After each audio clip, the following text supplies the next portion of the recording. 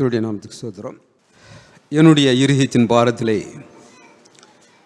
நான் நினைத்ததெல்லாம், ஆண்டவரே, என்னுடைய ஜெபத்துக்கு நீங்கள் பதில் தரவில்லையா?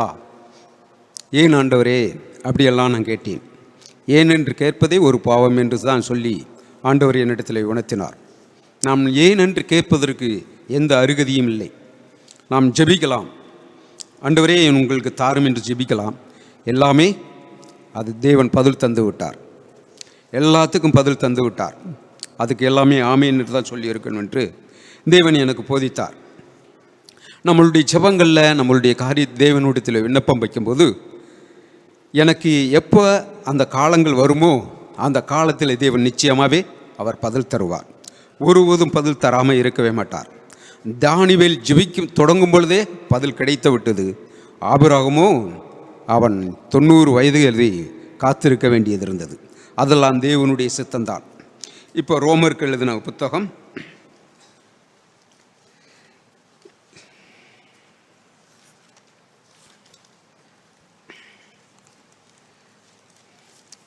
12வது அதிகாரம். சின்ன பிள்ளை கூட சண்டே கிளாஸ் வசனம் சொன்னாங்க. 11-12 நம்ம வாசிப்போம். அசதியாயிராமல் ஜாக்கிரதையாயிருங்கள், ஆவியிலே அனலாயிருங்கள், கர்த்தருக்கு ஊழியம் செய்யுங்கள், நம்பிக்கையிலே சந்தோஷமாயிருங்கள், உபத்திரவத்திலே பொறுமையாயிருங்கள், ஜெபத்திலே உறுதியாய் தரித்திருங்கள். போதும். இங்கே பவுல் சொல்லுகிறார், அசதியாயிராமல் ஜாக்கிரதையாயிருங்கள், ஆவியிலே அனலாயிருங்கள், கர்த்தருக்கு ஊழியம் செய்யுங்கள். ஆவியில் அனலாக இருந்தால் தான் கர்த்தருக்கு ஊழியம் செய்ய முடியும். நம்பிக்கையிலே சந்தோஷமாயிருங்கள், உத்திரத்திலே பொறுமையாயிருங்கள், ஜெபத்திலே உறுதியாயிருங்கள். என் தேவன் ஜெபத்துக்கு பதில் தந்தார் என்று சொல்லி நாம் உறுதியாக இருக்க வேண்டுமா? அப்படித்தான் நம்பிக்கையிலே ஒரு சந்தோஷம். தேவன் பேரில் இருக்கிற நம்பிக்கை என் பேரில் இல்லை. நான் வச்சிருந்த நம்பிக்கையெல்லாம் தேவனை சுக்குநூறாக உடைத்து விட்டார். அவரே நம்பும்படி தான் தேவன் என்னை வைத்திருக்கிறார். அதுக்காக நான் நன்றி செலுத்துகிறேன். ஆண்டவர் எனக்கு ஒரு உடைந்த உள்ளத்தை கொடுத்தார். ஆண்டவரை சார்ந்து கொள்ளும்படி வைத்தார். நான் எங்கே போவேன்? வாழ்வதரும் வார்த்தை உம்மிடத்தில் தான் உண்டு. நான் எங்கே போனாலும் என்னுடைய ஞானம், என்னுடைய அறிவு, என்னுடைய புத்தி எதையுமே செட் ஆகவில்லை. நான் தேவனை சார்ந்து கொள்ளும் பொழுது தேவன் அந்த சமாதானத்தையும் அந்த சந்தோஷத்தையும் தந்தார். தேவன் நடத்துகிறார். நான் ஒரு தொழில் செய்தாலும் சரி, ஒரு வேலை செய்தாலும் சரி, அதை ஞானமாக செய்யும்படி அல்லது ஞானம் இல்லாமல் செய்தாலும் சரிதான். என்னுடைய திறமை, என்னுடைய அறிவு எல்லாமே இதுதான். அதுக்கு தேவனுக்கு நன்றி. நன்றி ஆண்டவரே. என்னுடைய அறிவு, என்னுடைய திறமை எல்லாமே இவ்வளவுதான் ஆண்டவரே. உமக்கு நன்றி ஆண்டவரே. நான் நன்றியுள்ள இருதயமாக இருக்க வேண்டும். நன்றியுள்ள இருதயமாக நான் இருக்க வேண்டும். பரிசுத்தம் பிரதர் சொல்லுவார்கள், எனக்கு நொங்கு வேணும்னு நான் நினச்சேன், ஆனால் கொண்டாந்து கொடுத்தாங்க, அதுக்கு நன்றி என்று சொன்னார்கள். அதை பற்றி நீங்கள் என்ன நினைக்கிறீங்க? ஒரு நொங்கு தான் நினைக்கிறீங்க? இல்லை. நம்ம ஜெபத்துக்கு பதில் அவர் தருகிறார். நம்ம ஜெபத்துக்கு அவர் பதில் தருகிறார். எப்போதுமே நம் தேவனை சார்ந்து கொண்டு இருக்க வேண்டும். நாம் தேவனையே அண்டி கொண்டு இருக்க வேண்டும். அப்படியா? ஏசாயாவில் இருந்த புத்தகம் 55வது அதிகாரம்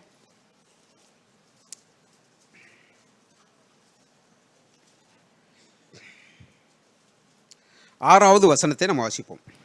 கர்த்தரை கண்டடையத்தக்க சமயத்தில் அவரை தேடுங்கள், அவர் சமீபமாய் இருக்கையில் அவரை நோக்கி கூப்பிடுங்கள். போதும். கர்த்தரை கண்டடையத்தக்க சமயத்தில் அவரை தேடுங்கள், அவர் சமீபமாக இருக்கல அவரை நோக்கி. இப்போ அவர் சமீபமாக இருக்க நேரம் எப்போ? அது கண்டடையத்தக்க நேரம் எப்போ? நமக்கு தெரியாது. அது நமக்கு தெரியாது. அதனால தான் அந்த 10 கன்னிகள் போயிருந்தார்கள் இல்லையா? அந்த 10 கன்னிகளில் 5 பேர் அங்கே காத்திருந்தார்கள். 5 பேர் தூங்கினார்கள். தூங்கி எந்திரிச்ச உடனே ஒன்றுமே இல்லை, அங்கே இல்லை. ஏன் தெரியுமா? நாம் தேவன் பேரில் நம்பிக்கை இல்லாமல் தூங்கி விட்டோம். அல்லது தேவன் அசால்ட்டாக தேடுவது, ஒரு உபத்திரியம், ஒரு நிந்தைகள், நம்ம ஒரு அவமானங்கள் எல்லாம் வரும் பொழுதுலாம் அதை சைத்து தேவனை தேடுவதுங்க, ஜெபம் பண்ணுவது தாங்க. இதுதான் தேவன் செய்யக்கூடியது.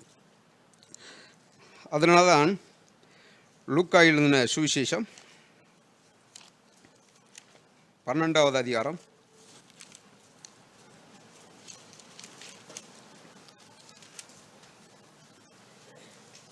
35வது வசனத்தை வந்து வாசிப்போம். உங்கள் அறைகள் கட்டப்பட்டதாகவும் உங்கள் விளக்குகள் எரிகிறதாகவும் தங்கள் எஜமான் கல்யாணத்திலிருந்து வந்து தட்டும்போது உடனே அவருக்கு திறக்கும்படி எப்பொழுது வருவார் என்று காத்திருக்கிற மனுஷருக்கு எப்போது வருவார் என்று காத்திருக்கிற மனுஷனை கூப்பிடுவேன். அவர் எப்போது வருவார்னு எனக்கு தெரியாது. ஆனால் நான் என்ன செஞ்சிருக்க வேண்டும்? நான் காத்திருக்க வேண்டும். என்னுடைய விண்ணப்பம், என்னுடைய ஜெபம். ஆமாம், சகரியாவும் எலிசபெத்தும் ஜெபம் பண்ணார்கள். அவர்களுக்கு குழந்தையே கிடைக்கவில்லை. ஆனால் தேவனுடைய கட்டளையின்படி அவர்கள் செய்தார்கள். ஒரு நாள் அவருடைய ஜெபம் கேட்கப்பட்டது. ஒரு நாள் அந்த ஜெபம் கேட்கப்பட்டது. உங்கள் குட்டி பாப்பாவுக்கு நைட்டு வந்து நல்ல காய்ச்சல். ஆஸ்பத்திரிக்கு போனோம். நாங்கள் போன டாக்டர் இல்லை. நாங்கள் ஜெபம் பண்ணிட்டு தான் போனோம். திணறுது, மூச்சு விட முடியல. இப்போ நாங்கள் ஜெபம் பண்ணிட்டு போனோம். அந்த டாக்டர் இல்லை. வேறு டாக்டர்கிட்ட பார்க்குறதுக்கு எங்களுக்கு மனதும் இல்லை. வீட்டுக்கு வந்து விட்டோம். தேவன் சுகப்படுத்தி விட்டார். ஹல்லேலூயா சொல்லுங்க. இப்போ ஹல்லேலூயா. தேவன் சுகப்படுத்தி விட்டார். தேவன் கிளாஸ். கடந்த நாட்களில் என்னுடைய தொழிலில் ஏதாவது ஒரு மிஸ்டேக் ஆச்சுன்னா அப்படியே உழம்புவேன். இப்போ இல்லை, தேவனே என்னையே நடத்துகிறார். இப்போ எவ்வளோ விடுதலையான வாழ்க்கைன்னு பாருங்களேன். நம்முடைய ஜெபத்துக்கு எல்லாவற்றுக்கும் அவர் பதில் தருகிறார். கீழே வாசிங்க அப்படியே தொடர்ந்து. அவர் 2ஆம் ஜாமத்திலாவது 3ஆம் ஜாமத்திலாவது வந்து அவர்கள் அப்படியே இருக்க கண்டால் ஊழியக்காரர் பாக்கியவான்கள். அந்த ஊழியக்காரர்கள் தான் பாக்கியவான்கள். கீழே நீங்க படிச்சு பாருங்க வீட்டில் போய். அந்த எப்போது வருவார் என்று சொல்லி காத்திருக்கக்கூடிய ஊழியக்காரன் தான் அவர் பாக்கியவான்கள். ஏசாயா எழுதின புத்தகம், மறுபடியும் வருவோம்.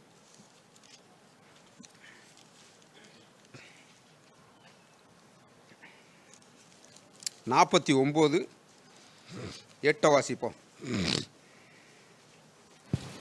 பின்னும் கர்த்தர் அனுக்கிரக காலத்திலே நான் உமக்கு செவி கொடுத்து இரட்சணிய நாளிலே உமக்கு உதவி செய்தேன். நீர் பூமியை சீர்படுத்தி பாழாய் கிடக்கிற இடங்களை சுதந்தரிக்க பண்ணவும். போதும். அவர் சொல்றார், பின்னும் கர்த்தர் அனுக்கிரக காலத்திலே நான் உமக்கு செவி கொடுத்து இரட்சணிய நாளிலே உமக்கு உதவி செய்தேன். அனுக்கிரக காலங்கள், ஒரு காலம் தேவன் வைத்திருக்கிறார். ஒரு அனுக்கிரக காலங்கள். நம்ம ஜெபம், நம்மளுடைய வேண்டுதல், நம்மளுடைய பிரச்சனைகளை எல்லாவற்றையும் தேவன் வைத்திருக்கிறார். எனக்கு எவ்வளவு பணம் கொடுக்கணும், எவ்வளவு வேலை கொடுக்கணும், எவ்வளவு காரியத்தை என்ன செய்யணும் அப்படி சொல்லிட்டு தேவன் திட்டம் வேண்டியிருக்கார். ஆனால் நம்ம ஜெபம் பண்ணிட்டு நம்ம என்ன செஞ்சிருக்க வேண்டும்? ஒரு சந்தோஷமான வாழ்க்கைகள் நடந்து விடும். அதனால தான் பிலிப்புக்கு எழுதினார், சந்தோஷமாக இருங்கள் என்று மறுபடியும் சொல்லிடு, நீங்கள் சந்தோஷமாக இருங்கள். நம்ம வேண்டுதல், நம்ம விண்ணப்பங்களுக்கு தேவன் பதில் தந்தார் என்று சொல்லி நம்ம என்ன செஞ்சிருக்க வேண்டும்? உறுதியாக இருக்க வேண்டும். சங்கீதம் 32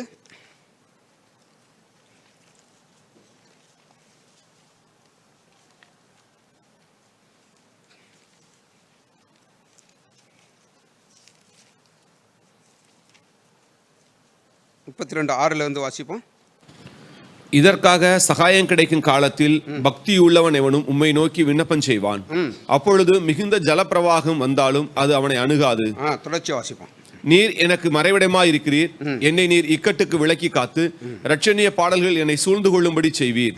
நான் உனக்கு போதித்து நீ நடக்க வேண்டிய வழியை உனக்கு காட்டுவேன். உன்மேல் என் கண்ணை வைத்து உனக்கு ஆலோசனை சொல்லுவேன். உன்மேல் என் கண்ணை வைத்து ஆலோசனை சொல்லுவேன். 6 சொல்லி போட்டிருக்கு, இதற்காக சகாயம் கிடைக்கும் காலத்திலேயே பக்தியுள்ளவனும் உம்மை நோக்கி விண்ணப்பம் செய்கிறவனும் அப்பொழுது மிகுந்த ஜலப்பிரளம் வந்தாலும் அவனுடைய செய்யாது, அணுகாது. அப்படின்னா இங்கே பக்தியுள்ளவனு நோக்கப்பட்டிருக்குது. ஒரு கஷ்டத்தில், ஒரு நிந்தையில் ஒரு பக்தியுள்ளவன் என்ன செய்வான்? தேவனை நோக்கி ஜெபம் பண்ணுவான். ஆர்சி வேதாமத்திலே நெருக்கத்தின் வேளையிலே, எப்படி ஒரு நெருக்கமான ஒரு சூழ்நிலையிலே, நம்ம இக்கட்டான சூழ்நிலையிலே, இனம் புரியாத ஒரு காரியத்திலேயே நம்ம தேவனை நோக்கி என்ன செஞ்சிருக்க வேண்டுமா? தேவனை கதறி இருக்க வேண்டும். தேவனை சார்ந்திருக்க வேண்டும். ஆண்டவரே நீர் எனக்கு போதும். இப்போ எந்த மனுஷர்களையும் நமக்கு சூழ்ந்து கொள்ளவில்லை. நான் சொல்லுவேன், சொந்தம் என்று சொல்லிக்கொள்ள ஒருவரும் இல்லை. எங்கள் வீட்டில் கேட்டுப்பார்கள், சொந்தமே இல்லை. ஆண்டவர் தான் சொந்தம். தேவனுடைய பிள்ளைகள் தான் சொந்தம். ஆமாம் வந்தவர்களே, நேற்று ஒருத்தர் விருந்தாடி வந்தார். வந்த உடனே சொன்னேன், இந்த சொந்தமாவது வந்திருக்கு ஒன்று அப்படின்னு சொல்லி. ஒரே ஒரு சொந்தம் வந்திருக்கு, அவ்வளோதான். எனக்கு சொந்தம் என்று சொல்லிக்கொள்வதற்கு ஒன்றுமே இல்லை. தேவன் இங்கே சொல்ல நம்மளுடைய நெருக்கங்களில் நம்மளுடைய சூழ்நிலையில் தேவனை நோக்கி பார்க்க வேண்டும். ஒரு தாவீது ஒரு ராஜா இருந்தார். அவருடைய நெருக்கத்தில் எப்படி தேவனை சார்ந்து கொண்டார் என்று சொல்லிட்டு நம்ம இப்போ பார்ப்போம். 34வது சங்கீதத்தை வாசிட்டு அவருடைய வரலாறு பூரா அப்படியே அவருடைய வாழ்க்கையே, அவர் ராஜாவாக இருந்தது, அவர் பாவம் செய்து எல்லாமே சங்கீதத்தில் எழுதி வைத்துட்டார். நம்ம நல்லா தியானித்துட்டா அதனுடைய காரியங்கள் இங்கே வெளிப்படும். 34வது சங்கீதம் அந்த அடமொழியை மேலே வந்து வாசிங்க.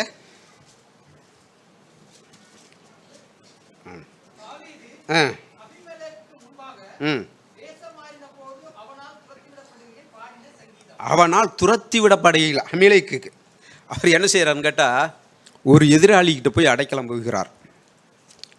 1 சாமுவேல் 21வது அதிகாரம் 1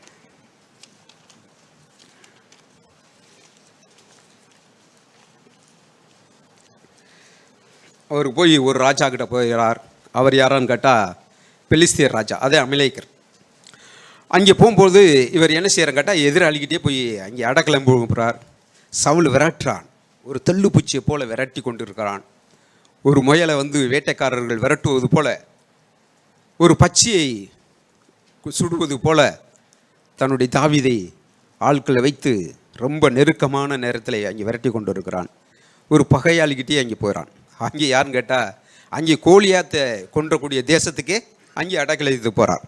அங்கே அடைக்கலத்துக்கு போகும்போது இங்கனுடைய நடந்த காரியத்தை பாருங்கள். அவர் எப்படி ஜெபம் பண்ணுகிறார், எப்படி விண்ணப்பம் செய்கிறார், அவருடைய உள்ளத்திலே தேவனை நோக்கி கதறுகிறார். 10 வாசிப்போம். 21:10. அன்றைய தினம் தாவீது எழுந்து சவுலுக்கு தப்பியோடி காத்தின் ராஜாவாகிய ஆகீசிடத்தில் போனான். ஆகீசின் ஊழிக்காரர் அவனை பார்த்து, தேசத்து ராஜாவாகிய தாவீது இவன் அல்லவோ? சவுல் கொன்றது 1000, தாவீது கொன்றது 10000 என்று இவனை குறித்தல்லவோ ஆடல் பாடலோட கொண்டாடினார்கள் என்றார். இங்கே கொண்டாடி ஆயிசு ராஜா கிட்ட போய் அங்கே அடைக்கலம் போகிறார். நீ கீழே வாட்சி பார்க்கலாம். அப்படி போகும்போது அங்கே வந்து அவங்களுடைய பிறப்புகள், அவருடைய தலைவர்கள்லாம் வந்து அங்கே சொல்லுகிறார்கள், சவுல் கொண்டது 1000, தாவீது கொண்டதோ 10000. இவன் தான் நம்ம கோலியாத்தை கொண்டவன், இவன் இன்னைக்கு சும்மா விடக்கூடாது என்று சொல்லுகிறார். பின்பு பார்த்தோம்னா அவர் திகை போய் நிற்கிறார். என்ன செய்யவென்று தெரியவில்லை. இன்றைக்கு அவருடைய உயிர் போகுது. உடனே ஆண்டவர் அவருக்கு ஒரு நல்ல ஞானத்தை கொடுத்தார். ஒரு பைத்தியக்காரனை போல, இங்கே பித்தம் கொண்டவனை போல இருக்குது. ஐஆர்வி பிள்ளை அப்படிலாம் நீங்கள் மொழிபெயர்த்தியல்னா பித்தம் கொண்டவன் போல இங்கே இருக்குது. ஆனால் அங்கே வந்து ஒரு மெண்டலை போல அவன் நடித்து கொண்டிருந்தான்.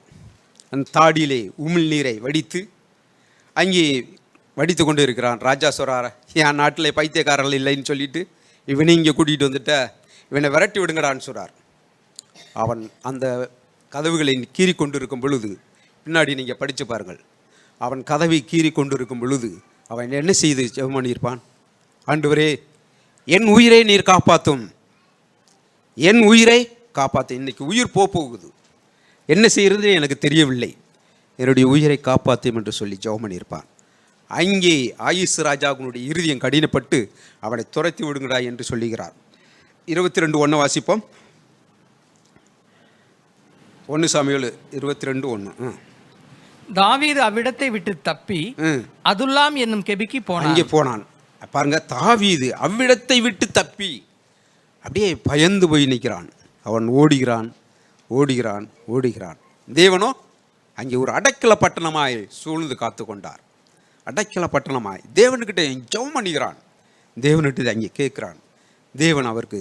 தேவன் அடைக்கல பட்டணமாய், அங்கே கோட்டையாய், அவர் துருவமாய். பாருங்க, சவுலை வந்து சாமுவேல் ராஜாவான உடனே அவர் ராஜாவாய்ந்து விட்டார். ஆனால் அதே சாமுவேல் தான் தாவீதை ராஜாவாக்கினார். எவ்வளவு நாளாகி விட்டது. அதனால தான் சொல்லுகிறேன், நம்மளுடைய ஜெபத்துக்கு பதில் உண்டு. நம்மளுடைய ஜெபத்துக்கு அவர் பதில் உண்டு. அவர் நம்ம காத்திருக்க வேண்டும். அங்கே காத்திருக்க வேண்டும் சொல்றாரு. மறுபடியும் அதே ராஜா கிட்ட தான் வந்து அங்கே அடைக்கலம் போகிறார். அப்போ எப்படி அவருக்கு வந்து மனம் இறங்குனது? 27 1 வாசிப்போம். 1 கூட 2வது வசனத்தை வாசிப்போம். நீங்கள் வீட்டில் வாசி பாருங்க. ஆகையால் தாவீது தன்னோடு இருந்த 600 பேரோடும் கூட எழுந்திருந்து மாயோகின் குமாரனாகிய ஆகீஸ் என்னும் காத்தின் ராஜாவினிடத்தில் போய் சேர்ந்தார். அந்த ராஜா கிட்ட என்ன செய்கிறார்? அங்கே போய் செய்கிறார். அங்கே போய் அங்கே ஒரு பட்டணத்தை கொடுக்குறார். அவர் கூட இவருக்கு யுத்தத்துக்காக அவர் கூட வரும்பொழுது கூட 28வது அதிகாரத்தில் நம்ம பார்க்குறோம், அவர் நல்லவர் என்று சொல்லி இந்த ஆகீஸ் ராஜா என்ன செய்வான்? சர்டிஃபிகேட் கொடுப்பான். அவன் நல்லவன். யாரை பார்த்து? அவன் தாவீதை பார்த்து அவன் மிகவும் நல்லவன் என்று சொல்லுவார். கெட்ட குமாரன் நல்லவனா கெட்டவனா? நம்ம கெட்ட குமாரன் சொல்லுகிறோம். அவன் நல்லவன்க. நம்ம வேதத்தில் நம்ம நல்லா பார்த்தோம்னா அவன் நல்லவன். அவனுக்கு பன்றி தீக்கிற அவனுடைய பங்காளியுடைய சொத்தை எடுக்கணும்னு வரல. அவன் சாப்பிட்றதுக்காக தகப்பன வீட்டுக்கு போகணும் வந்தான். ஆனால் அங்கே அவனுடைய பட்னியாக கிடக்கும் பொழுது அவன் பன்றிகளெல்லாம் மேய்க்கும்படி முதலாளி கட்டளையிட்டான். அங்கே தவிடும் கூட, பன்றிக்கு போடக்கூடிய தவிடும் கூட அங்கே போடும்படி செய்தான். அந்த தவிட்டில் பன்றிக்கு போடக்கூடிய தவிட்டியாவது அது திங்க ஆசையாக இருந்தான். ஆனால் திங்கலை. ஏன் தெரியுமா? அவனுக்குன்னு கொடுக்கலைங்க. யாரும் அதை அவனுக்கு கொடுக்கவில்லை. நீங்கள் பாருங்க, நீங்கள் வேதத்தை பாசுங்க, யாருமே அவனுக்கு கொடுக்கல. அதனால் அந்த தவிட்டை திங்கலை. தேவன் அந்த நான் வேலையாளாக இருந்தேன்னா என்ன செய்வேன்? பன்னிக்கு 2 போட்டுட்டு நான் 2 வாயில் போட்டுக்குருவேன். என் பசி ஆத்தியிருப்பல்ல. ஆனால் பன்னிக்கு கொடுத்த அந்த முதலாளி தன்னுடைய கெட்ட குமாரனுக்கு 2 தவிடு கொடுக்கவில்லை. ஆனால் அதை தொடவே இல்லை. தேவன் இரக்கமாக இருந்து என்ன செய்தார்? தகப்பன் இடத்துல வந்து விட்டார். ஆமாம், நம்ம உண்மையுள்ளவர்களாக இருந்தால் எந்த சூழ்நிலையிலும், ஒரு சகோதரன் சொல்லுவார், இடத்துல ஒரு சகோதரன் ஒரு ஊழியக்காரர் சொல்லுவார், நான் யாரிடத்தையும் ஏமாற்றவில்லை, ஆனால் நான் ஏமாந்தது அநேகம் உண்டு. யாரையும் ஏமாற்றக்கூடாது. தொழிலையோ வியாபாரத்திலையோ யாரையுமே ஏமாற்றக்கூடாது. அதான் தேவன் வைத்திருக்கிறார். அப்படியா? நான் 2 கொரிந்தியர் மட்டும் முடிச்சுட்டு நான் உங்கள்கிட்ட விடைபெறுகிறேன். 2 கொரிந்தியர் 6வது அதிகாரம்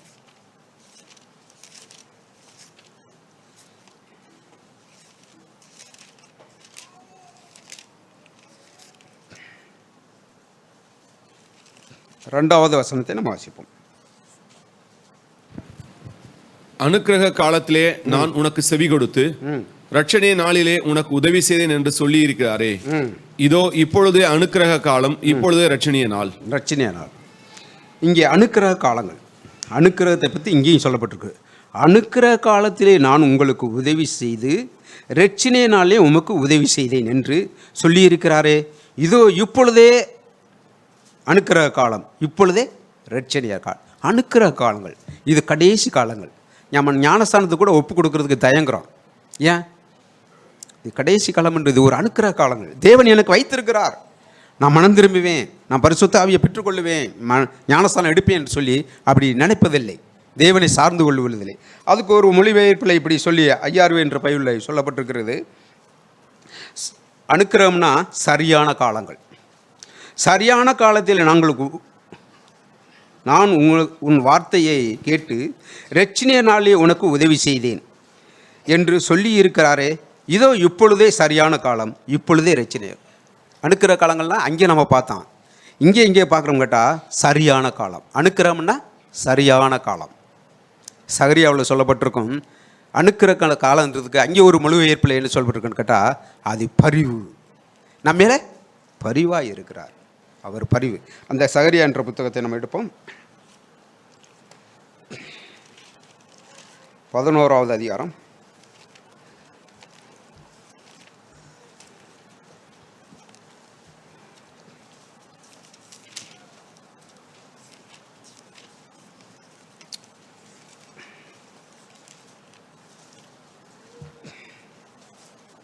7வது வசனத்தை வாசிப்போம். கொலை என்கிற மந்தையாகிய சிறுமைப்பட்ட உங்களை நான் மேய்ப்பேன். நான் 2 கோல்களை எடுத்து ஒன்றிற்கு அனுக்கிரகம் என்றும் ஒன்றிற்கு நிக்கிரகம் என்று பெயரிட்டு மந்தையை மேய்த்தேன். அனுக்கிரகம் அப்படின்னா பரிவு, நிக்கிரகம் என்றா ஒன்றிப்பு. ஆமாம் மந்தவர்களே, நான் மனம் திரும்புவோம். நான் அறிக்கையிட்டேன், ஆண்டவரே விசுவாசத்தை எங்களுக்கு தாரும், என் செபத்துக்கு நீ பதில் தருகிறீர் ஆண்டவரே. நாங்கள் விழுந்தாலும் எழுந்திருச்சாலும் ஓடுனாலும் உம்முடைய கிருபை எங்களை தாங்குகிறது. உன்னுடைய கண்களுக்கு மறைவாய் நான் எங்கே போவேன் ஆண்டவரே. நீரே எங்களை நடத்துகிறீர், நீரே எங்களை ஆசீர்வதிக்கிறீர் ஆண்டவரே. எங்களை பலப்படுத்துகிறீர், எங்களுக்கு ஒன்றும் குறைவில்லையே. எங்களை இம்மட்டுமாய் நீ நடத்தினதுக்காய் நன்றி. உலகத்தை நம்ம பார்க்க வேண்டாம், உலகத்தினுடைய காரியங்களை நம்ம பார்க்க வேண்டாம், அட்லீஸ்ட் நம்ம சபையில் உள்ளவர்களுக்குள்ளே பார்க்க வேண்டாம். தேவனை நம்ம சார்ந்து கொள்ளும். தேவனே எங்களை ரட்சித்துக் கொள்ளும். என் ஜெபங்களுக்கு நீ பதில் தருகிறீர் ஆண்டவரே. என்னுடைய போக்குவரத்தை நீர் ஆசீர்வதிக்கிறீர் ஆண்டவரே. எல்லா சூழ்நிலையிலும் எங்களோடு கூட இருந்து எங்களை நடத்துகிறபடியாக உமக்கு நன்றி என்று சொல்லுவோம். தேவன் நம்மளை ஆசீர்வதிப்பாராக. ஆமென். கர்த்தருடைய நாமத்துக்கு மகிமை உண்டாதாக. காலையிலே அருமையான வார்த்தையை நாம் கேட்டோம். தேவன் நம்மோடு பேசியிருக்கிறார். சகோதரர் சுட்டிக்காட்டி பேசின அதே ரோமர் 12வது அதிகாரம், அதில் 11, 12 வாசித்தார். அதில் 12வது வசனத்தில் கடைசி பின்பகுதியில் ஜெபத்திலே உறுதியாய் தரித்திருங்கள். இதுதான் சகோதரர் கோடிட்டு ஜெபம் பண்ணணும் அப்படின்னு சொல்லி பேசினார். அநேகர் நாம் ஜெபம் பண்ணுவோம், கொஞ்ச நாள் ஒரு காரியத்துக்காக ஜெபம் பண்ணிவிட்டு யாரும் தூங்க வேண்டாம், கொஞ்சம் உற்சாகமாக எழுந்திரிப்போம். கொஞ்ச நாளில் ஜெபம் பண்ணிவிட்டு என்ன செய்வோம்னா, அந்த ஜெபத்துக்கு பதில் கிடைக்கல அப்படின்னு சொன்னால் ஜெபத்தை விட்டுருவோம், அப்படியே சோர்ந்து போயிடுவோம். அது ஆபிரகாமை சுட்டி காட்டி சகோதரர் பேசினார். ஆபிரகாம் குழந்தைக்காக இவ்வளவோ காலம் ஜெபிச்சிருப்பார். ஆனால் கடைசியில் அவருக்கு 90 வயசுக்கு அப்புறம் தான் அவருக்கு குழந்தை பாக்கியம் கிடைக்குது. அதனால் சில ஜெபங்களுக்கு தேவன் உடனடியாக பதில் தருகிறார். சில நேரங்களில் காலதாமதம் ஆகிறது உண்டு. அவருடைய ஆதீனத்தில் இருக்கிறத யார் அறிய முடியும்? அது தேவனுடைய காரியம். அவர்கிட்ட ஏன் எனக்கு இதுக்கு பதில் தரல அப்படின்னு நம்ம கேட்க முடியாது. இது அவருடைய உலகம், இது அவருடைய ராஜ்யம். அவர் சித்தமானதை அப்பப்போ செய்கிறார். அவருக்கு காலமும் சமயமும் எல்லாம் அவருடைய கரத்தில் இருக்குது. அது எதை எப்போ செய்யணும் தேவனுக்கு தெரியும். நான் கேட்டோடனே கொடுத்தா உடனே அதை நான் வேறு விதமாக கூட நான் புரிஞ்சுக்குவேன். ஆனால் அந்த சரியான காலம் வரும்பொழுது தேவன் எதையுமே செய்கிறார். அதனால தான் சொல்கிறாரு, நீங்கள் ஜெபத்தில் உறுதியாய் தரித்திருங்கள். இன்றைக்கு ஜெபத்தில் உறுதியாய் தரித்திருக்கிறது இல்லை. சிலருடைய ஜெபம் எப்படி இருக்கும்னா, காலையில் எழுந்திரிச்சு அப்படியே சும்மா படுக்கையில் அப்படியே உட்காந்துக்கிட்டு தலையில் அப்படியே கையை வச்சுட்டு அவ்வளோதான், 5 நிமிஷம் கூட இருக்காது.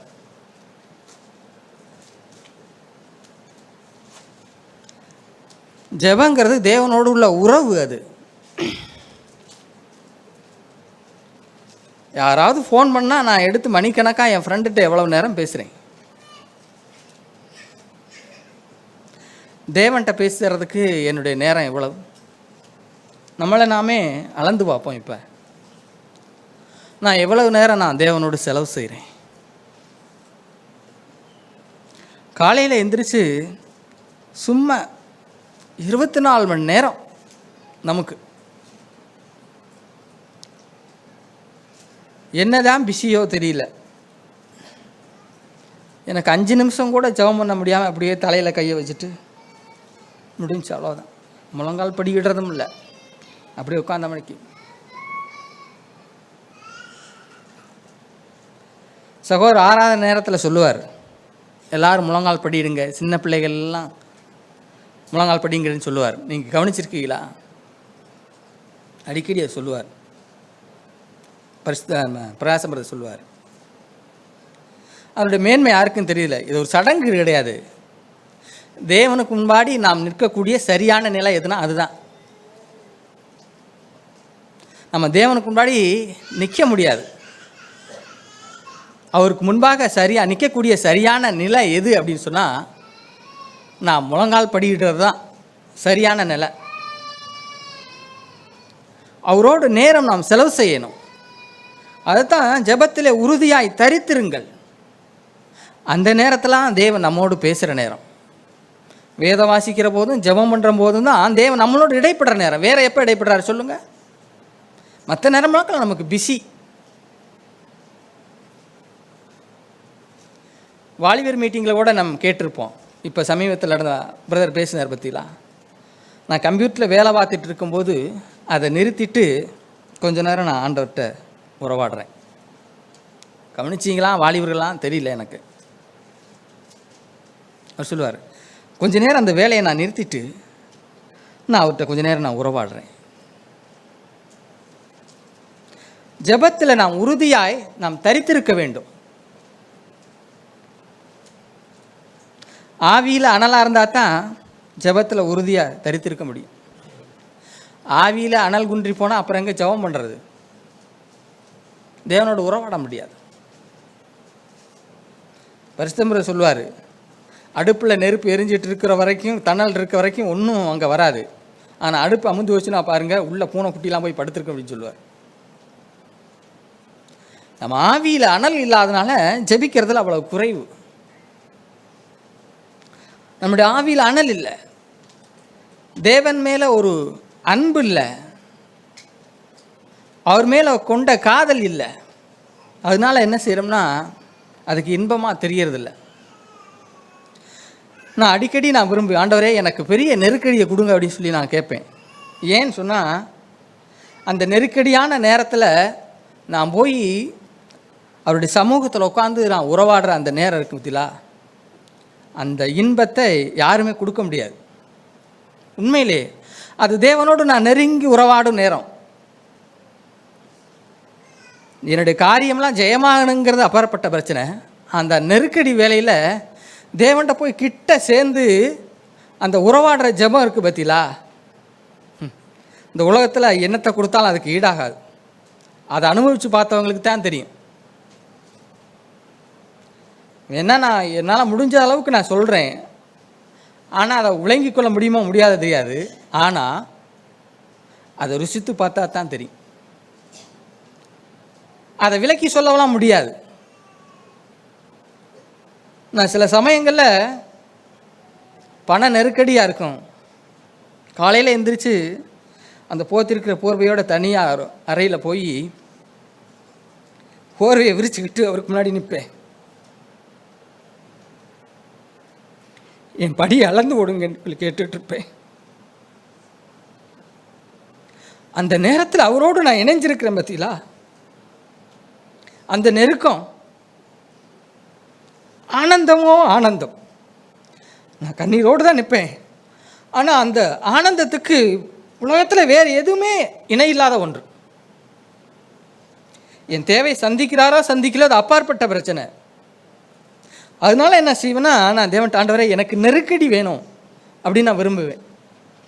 அந்த நெருக்கத்தின் மத்தியில் தேவன்கிட்ட போய் சேர்ற அந்த சூழ்நிலை, ஐயோ அதுக்கு அளவே இல்லாத ஒரு ஆனந்தம், சந்தோஷம், அவரோடு உறவாடக்கூடிய அந்த பாக்கியம் எவ்வளவு மேன்மையானது தெரியுமா? இன்றைக்கி அநேகர் ஜெபம் பண்ணுறதை நான் பார்த்துருக்கேன். சிலர்கிட்ட இந்த உட்காந்துட்டு அப்படியே தலையில் கையை வச்சுட்டு 2 நிமிஷம்தான் இருக்கும், எந்திரிச்சு போவாங்க. எனக்கு வேதனையாக இருக்கும் உண்மையிலே. இவங்க ரட்சிக்கப்பட்டிருக்காங்களான்னு நான் யோசிப்பேன். அநேகர் இடத்துல அதுதான் ஜெபம். அப்புறம் எந்திரிச்சு என்ன அவ்வளோ பிஸியாக என்ன வேலை செய்ய போகிறோம்? 24 மணி நேரத்தில் தேவனுக்கு 2 நிமிஷம் தானா? வேலை செய்கிற நேரத்திலே ஜெபிக்க முடியும், பிரயாணத்தில் போயிட்டு இருக்கும்போதே ஜெபிக்க முடியும். நான் தனிமையாக என்னைக்காவது எனக்கு சான்ஸ் கிடச்சுன்னா, யாராவது நான் பைக்கில் போனால் ஏறிடுவாங்க எப்படி இருந்தாலும், அதே என் மகளை ஏற்றிக்கிட்டு நான் போவேன். அப்படி இல்லாத அந்த நேரங்களில் தனிமையாக பாடிட்டு கத்திக்கிட்டு ரோட்டில் போயிட்டு இருப்பேன். கண்ணீர் ஓடிட்டு இருக்கும். அந்த நேரம் தேவனிடத்தில் சேரக்கூடிய நேரம், தேவன் என்னோடு இடைப்படக்கூடிய நேரம், அதுதான் ஜெபம். அதில் என்றைக்கும் உறுதியாக நம்ம தரித்திருக்கணும். தனிமையாக நேரம் கிடைக்காதா அப்படின்லாம் யோசிக்கணும். கொஞ்ச நேரம் கிடைச்சா போதும், போய் தேவனோடு உறவாடணும். எல்லாரும் தூங்கணும் முன்னாடி உங்கள் வீட்டில் ரூம் இருந்தால் ரூமை சாத்திட்டு தேவனோட உறவாடி பாருங்க. அந்த ஜெபத்தில் உறுதியாயிருங்க. அதைத்தான் தேவன் கேட்குறார். ஜெபங்கிறது ஏதோ நம்மளுக்கு தேவையெல்லாம் போய் கேட்கறதுக்காக ஜெபம் இல்லை, தேவன் செய்வார். தேவனோடு உறவாடுற மனுஷனுக்கு நினைச்சாலே போதும், அதை கொண்டாந்து கொடுத்துருவார். பிரதர் சுட்டி காட்டி பேசினது, எனக்கு நொங்குவேன்னு நினச்சேன், உடனே கொண்டு வந்துட்டாங்க. அதுக்கு ஜெபம் தேவையில்லை. ஏன்னா அவங்க ஏற்கனவே தேவனோட உறவாடிக்கிட்டு இருக்காங்க. அவருடைய தேவையை தேவனுக்கு தெரியும். சில இக்கட்டான சூழ்நிலைக்காக பஸ்ஸுக்கு நிற்போம், ஐயோ என்ன செய்கிறதுன்னு நினச்சிக்கிட்டு இருப்போம், ஜெபிச்சிருக்கிற மாட்டோம். அழகாக கொண்டாந்து தேவன் உதவி செய்வார், அற்புதமாக கொண்டாந்து நடத்துவார். ஆனால் நம்மளோட உறவு மட்டும் தேவனோடு இருந்தால் இதெல்லாம் நடக்கும். அதுதான் ஜெபம். அதைத்தான் அதுக்குத்தான் சொல்றார், உறுதியாய் தரித்திருங்கள். பிரியமானவர்களே, நம்மளை நாமே ஆராய்ஞ்சு பார்ப்போம். இந்த ஜெபங்கிற அந்த உறவில் நாம் எவ்வளோ உறுதியாக இருக்கிறோம் அப்படின்னு நம்ம யோசிப்போம். தேவன் நம்மள்ட்ட எதிர்பார்க்கறதெல்லாம் அதுதான். நீ என்கிட்ட கேளு நான் கொடுப்பேன், அப்படி இல்லை. என்னோடு எவ்வளோ உறவாடுற தேவன் நம்மளை அதைத்தான் எதிர்பார்க்குறார். என் பிள்ளை என்னோட பேசணும், என்கிட்ட உறவாடணும், தன்னிடத்தில் சேர்த்துக்கொள்ளணும். அதுதான் தேவனுடைய நோக்கமாக இருக்கிறது. இந்த காலையில் அருமையாக தேவன் நம்மளோடு கூட பேசியிருக்கிறார். அப்படி ஜெபத்தில் குறைவாக இருந்தால் இனி மறுபடியும் ஆவியில் அனலாகி மறுபடியும் அந்த நேரத்தை இன்னும் கொஞ்சம் கூட்டிக்குவோம். என்னுடைய பகுதியும் குறை இருக்கிறது, நான் அதை இன்னும் கூட்டிக்கொள்ள விரும்புகிறேன். தேவன் என்னோடு கூட பேசியிருக்கிறார். கர்த்தருடைய வார்த்தைக்கு நன்றி. ஆமென். ஜெபத்திலே உறுதியாய் தரித்திருங்கள் அப்படிங்கிற வார்த்தையை ரோமர் 12:12 நான் வாசிக்கிறோம்.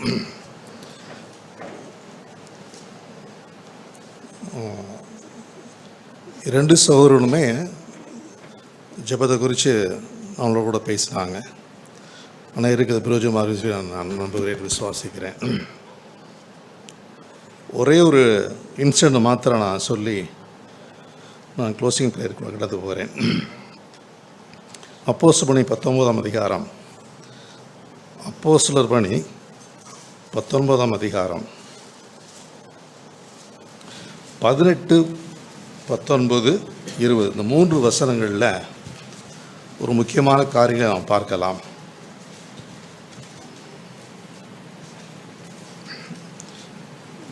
யாராவது வாசிக்கிறீங்களா? நான் வாசிக்கிட்டோம். விசுவாசித்தவர்களில் அநேகர் தங்கள் செய்கைகளை வெளிப்படுத்தி அறிக்கையிட்டார்கள். மாய வித்தைக்காரராய் இருந்தவர்களில் அநேகர் தங்கள் புஸ்தகங்களை கொண்டு எல்லாருக்கும் முன்பாக சுட்டரித்தார்கள். அவைகளின் கிரயத்தை தொகை பார்த்து 50,000 வெள்ளிக்காசாக கண்டார்கள். இவ்வளவு பலமாய் கர்த்தருடைய வசனம் விருத்தியடைந்து மேற்கொண்டது. எப்பொழுதெல்லாம் நாம் விசுவாசத்திலே உறுதியாக இருந்து ஜெபத்திலே ஒழுங்காய் தரித்திருப்போம் என்றால் அப்பொழுது எல்லாம் தேவனுடைய வார்த்தையானது அது விருத்தி அடைந்து கொண்டே போகும். அது பழைய ஏற்பாட்டின் புதிய ஏற்பாட்டு காலத்தில் ஒரு நடந்த சம்பவத்தை பரிசுத்த ஆவியானவர் எழுதி வச்சுக்கிறேன்னு பார்க்கலாம். 3 வசனங்கள் மாத்திரம்தான். இந்த 3 வசனத்தில் உள்ள எப்படி தேவனாகிய கர்த்தருடைய பிள்ளைகளுக்கு எப்படி அவங்க ஜெபம் பண்ணாங்க, எப்படி அவங்களுக்குள்ள தேவனுடைய வார்த்தை விருத்தி அடைந்ததுன்னு சொல்லி நான் பார்க்க முடிய விரும்புகிறேன். மீண்டுமாய் வாசிங்க. என்னன்னா 18 விசுவாசித்தவர்களில் அநேகர் தங்கள் செய்கைகளை வெளிப்படுத்தி அறிக்கையிட்டார்கள். அவர்கள் யார் அப்படி தெரியுமா? மாய வித்தைக்காராக இருந்தவர்களில் அநேகர் தங்கள் புஸ்தகங்களை கொண்டு எல்லாருக்கும் முன்பாக சுட்டரித்தார்கள். மாய வித்தைன்னு தெரியுதா? Black magic. நம்ம குடும்பக்காரன் வருவான், அவன் தான் அவன் என்ன சொல்லுவான்? வந்தோட என்ன சொல்லுவான்? நமக்கு நல்ல காலம் பிறக்குன்னு சொல்லுவான். அவனுக்கு நல்ல காலம் பிறந்து என்ன செய்வான்? கண்டிப்பாக இங்கே நம்மகிட்ட கைந்திருக்க மாட்டான். நமக்கு நல்ல காலம் பிறகுன்னு சொல்லுவான் மாதிரி. அப்பேற்பட்டவர்கள் என்ன செய்தார்கள்? மனம் திரும்பினார்கள். பிறர்கிட்ட போய் என்னன்னா காசு பணம் வாங்கி அன்றாட வாழ்க்கைக்கு தன்னுடைய தேவைகளை சந்திப்பதற்கு பிறர்கிட்ட போய் கையேந்துறவங்க அவர்களில் அநேக பேர் என்ன செஞ்சாங்க? மனம் திரும்பினார்கள். மனம் திரும்பின பிறகு அவங்களுக்கு ஒரு எண்ணம் வந்தது. என்னன்னா, நாம் ஆண்டவராய் தேவனை அறிந்து கொண்டோம், இவர் தான் கர்த்தர்னு அறிந்து கொண்டோம். இப்போ இந்த புத்தகம் எதுக்கு நம்மளுக்கு? இதனால் வேறு இந்த புத்தகத்தை வச்சு என்ன செஞ்சோம்மா? வேறு ஏதோ செய்து கொண்டிருந்தோம், இது தவறுன்னு அறிந்து கொண்டோம். இப்போ இனிமேல் இந்த புத்தகம் எதுக்கு நம்மளுக்கு? பாருங்கள், இப்போ அவங்க எடுத்த டெசிஷன் பாருங்களேன். என்ன அப்படின்னா, எல்லாருக்கும் முன்பாக அதை சுட்டரித்தார்களாம். கிழிச்சு போட்டான்னு சொல்லப்படலை, அல்லது எங்கேயா புதைச்சான்னு சொல்லப்படல. கிழிச்சு போட்டாலோ அல்லது மறுபடியும் புதைச்சாங்கன்னா மறுபடியும் எடுத்து யூஸ் பண்ணிடலாம். இப்போ என்ன சொன்னாங்க? யாருக்குமே இது நினைச்சக்கூடாது, இது பயன்படுத்தக்கூடாது, இது டெஸ்ட்ராய் பண்ணிடணும் சுத்தமாக. இது தவறான வழி. ஒரு ஆழமான மனம் திரும்புதல் என்ன செய்யுது? அவங்கள சரியான பாதையில், விசுவாச பாதையில் கொண்டு சரி இந்த டெசிஷன் எடுக்கிற முன்பதாக அவன் ஜெபம் பண்ணியிருப்பாங்களா இல்லையா? என்ன சொல்லியிருப்பாங்க? ஆண்டவரே, இது நாள் வரை இந்த புத்தகத்தை வச்சு என் வயிறு வளர்த்தேன், இந்த புத்தகத்தை வச்சு என்ன செய்யணும், எனக்கு சாப்பாடுக்கு தேவையான காரியங்களை என்ன செய்தேன்.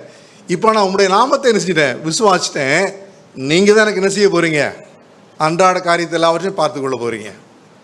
பிரதர் சொன்னார் இல்லையா, போய் போரை விரிச்சு எனக்கு படி இழக்குங்க அப்படின்னு. இட்ஸ் நேச்சர், இதுதான் உண்மை. அன்றாட படி ஆண்டவர் வந்து நமக்கு தருகிறார் மாதிரி. ஒரு சிலருக்கு வாரங்களில் தருகிறார், ஒரு சிலருக்கு மாதங்களில் தருகிறார். இது அவருடைய காரியம். இப்போ என்னாச்சு அப்படின்னா, வேதத்தை பாருங்களேன், எல்லாருக்கும் முன்பாக சுட்டரித்தார்கள். சுட்டரிக்கும் போது அந்த ஆசிலேஷனில் இருக்காங்களே ஒரு சில ஆட்கள், சொல்ல புரியுதா, கொஞ்சம் விசுவாசம் கொஞ்சம் அவிசுவாசம் அந்த இப்படி ஆட்கள் இருப்பாங்களே கொஞ்சம் பேர். அது நினச்சிருப்பாங்க, என்னடா இது இவ்வளோ பெரிய தொகை உள்ளதை. அது கீழே சொல்லப்பட்டிருக்கு, அவைகளின் கிரயத்தை தொகை பார்த்து 50,000 வெள்ளிக்காசாக கண்டாங்க. பாருங்கள், நல்லா பாருங்கள். 50,000 இயேசு எத்தனை காசுக்கு விட்டு கொடுத்தாரு, இவர் விற்றாரு. இயேசுவை எத்தனை காசுக்கு யூதாஸ் விற்றார்? இங்கே எவ்வளவு தொகை? 50,000. என்னங்க இது, எங்கேருந்து இங்கே 30 வெள்ளிக்காசுக்கு ஆண்டவர் இயேசுவை அப்படியே உதாசனமாய் படுத்தின யூதாஸுக்கும் 50,000 வெள்ளிக்காசு சொத்து, அது கிரயத்துக்கு உள்ளதை கொண்டு போய் சுட்டெரிக்க கொடுத்தாது. பாருங்களா டிஃப்ரென்ஸ், பார்த்தீங்களா? நான் என்ன சொல்ல வரேன்னா, இவர்களுக்கு எங்கேருந்து இந்த விசுவாசமும் தைரியம் வந்ததுன்னா, ஜெபந்தான். ஆண்டவர், இது நாள் வர நான் இந்த புத்தகத்தை வச்சு என்னோடய வாழ்க்கையை நடத்தினேன், இனி என்னுடைய நாமத்தை வச்சு என்ன செய்ய நான் வாழ போகிறேன், என்னை நடத்துறதுக்கு நீர் போதுமானவர் சொல்லி அவர்கள் என்ன செஞ்சாங்க, 50,000 வெள்ளிக்காசை உடைய அந்த கிரயத்தை உடைய எல்லா புஸ்தகங்களும் என்ன செஞ்சாங்க, சுட்டரித்தார்கள். இவ்வளவு பலமாய் கர்த்தருடைய வசனம் விருத்தி அடைந்தது.